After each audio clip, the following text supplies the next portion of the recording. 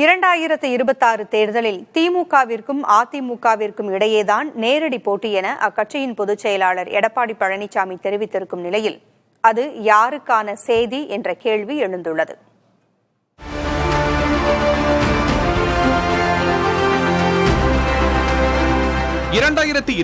சட்டமன்ற தேர்தலையொட்டி அதிமுக பொதுச் செயலாளர் எடப்பாடி பழனிசாமி தீவிரமாக களப்பணியாற்றி வருகிறார்.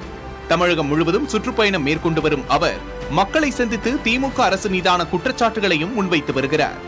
இப்படியான நிலையில் பிடிஐ செய்தி நிறுவனத்துக்கு பழனிசாமி அளித்துள்ள பேட்டியில் 2026 சட்டப்பேரவை தேர்தலில் அதிமுக திமுக இடையேதான் போட்டி என்றும் அதிமுக கூட்டணி 210 தொகுதிகளுக்கு மேல் கைப்பற்றும் என்றும் கூறினார்.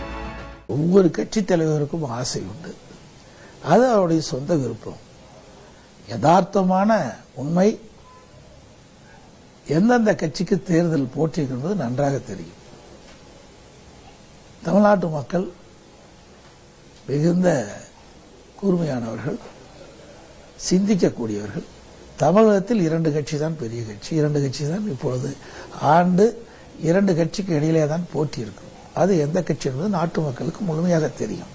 2026 நடைபெறுகின்ற சட்டமன்ற பொதுத் தேர்தலில் அனைத்து இந்திய அண்ணா திராவிட முன்னேற்ற கழக தலைமையில் அமைக்கப்பட்ட கூட்டணி சுமார் 210 இடங்களில் வெற்றி பெறும்.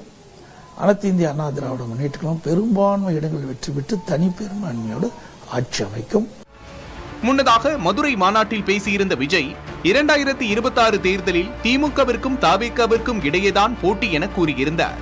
மேலும் அதிமுகவின் நடவடிக்கைகளையும் விஜய் கடுமையாக விமர்சித்திருந்த நிலையில் பழனிசாமியின் இந்த பேட்டி அவருக்கான பதில் என அரசியல் விமர்சகர்கள் தெரிவித்துள்ளனர். இந்நிலையில் 210 தொகுதிகளுக்கு மேல் அதிமுக கைப்பற்றும் என பழனிசாமி பேசியிருப்பதற்கு பதிலளித்துள்ள திமுக எம்பி கனிமொழி, பழனிசாமியின் எண்ணம் நிறைவேறாது, அது வெறும் கனவாக போகும் என பதிலளித்துள்ளார். கனவுல கூட மற்றவங்களுக்கு சில தொகுதிகளை விட்டு கொடுத்திருக்கிறார். ஆனால் கனவுகள் எல்லாமே மெய்ப்படுவதில்லை. நிச்சயமாக இந்த கனவு வெறும் கனவாகத்தான் முடியும். பழனிசாமியின் பேச்சுக்கு பதிலளித்த துணை முதல்வர் உதயநிதி ஸ்டாலின், அதிமுகவை தமிழ்நாடு மக்கள் விரைவில் ஆம்புலன்ஸ் வண்டியில் ஏற்றி அனுப்புவார்கள் என தெரிவித்தார். ஒரு பொதுக்கூட்டத்தில் பேசிக் கொண்டிருக்கும் போது, நடு ரோட்டில் நின்று பேசிக் கொண்டிருக்கும் போது, அங்கு வந்திருந்த ஆம்புலன்ஸ் வண்டி, நோயாளிகளை கூட்டிக் கொண்டு வந்த அந்த ஆம்புலன்ஸ் வண்டியை நுழைய விடாமல் அதற்கு என்னெல்லாம் தடங்கல் செய்ய முடியுமோ அதை தொடர்ந்து செய்து கொண்டிருந்தார். இதற்கு பொதுமக்கள் மத்தியில் கடும் எதிர்ப்பு தெரிவிக்கப்பட்டது. எதிர்க்கட்சி தலைவர்களுக்கு நான் தெரிவித்துக் கொள்வது, நீங்கள் இன்றைக்கு ஆம்புலன்ஸ் வண்டிகளை எல்லாம் நிப்பாட்ட முயற்சி செய்து கொண்டிருக்கிறீர்கள்.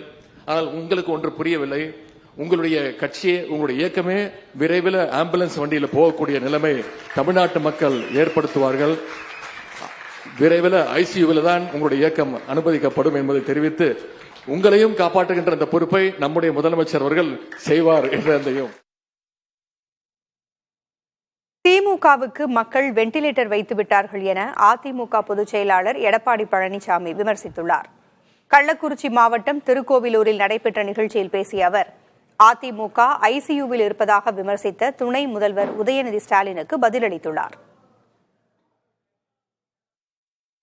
அதிமுகவே ஆம்புலன்ஸில் செல்லும் நிலை விரைவில் மக்கள் ஏற்படுத்துவார் என்ற ஒரு கருத்தையும் சொல்லியிருக்கிறார். அதோட அதிமுக ஐசியூல இருக்குதா சொல்றார். தம்பி உதயநிதி ஸ்டாலின் அவர்களே, கொஞ்சம் திருப்பி இங்கே பாருங்கள், அதிமுக பலத்தை அதிமுக ஒரு காலத்திலும் ஆம்புலன்ஸ்ல செல்லுகின்ற நிலைமை ஏற்படாது. அது திமுகவுக்கு அடுத்த ஆண்டு நடைபெறுகின்ற தேர்தல் மூலமாக ஏற்படும்.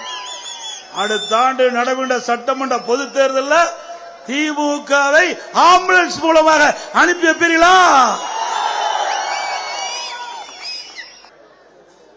எவ்வளவு இருமாப்பு, எவ்வளவு திமிர் பேச்சு! இதற்கெல்லாம் முடிவு கட்டுகின்ற தேர்தல் 2026 சட்டமன்ற தேர்தல். உதயநிதி ஸ்டாலின் அவர்களே, திமுக அரசாங்கத்துக்கு மக்கள் வெண்டிலேட்டர் வைத்து விட்டார். அடுத்த ஆண்டு வரை அந்த வெண்டிலேட்டர் ஓடும். அடுத்த ஆண்டு ஏப்ரல் மாதம் வெண்டிலேட்டரை எடுத்தால் திமுக கட்சி அதோட க்ளோஸ்.